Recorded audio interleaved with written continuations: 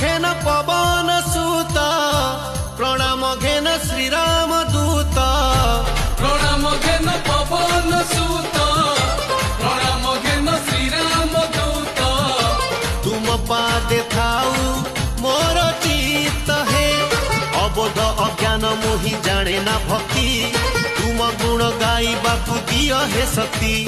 ज्ञानर भंडार तुमे असर पाठ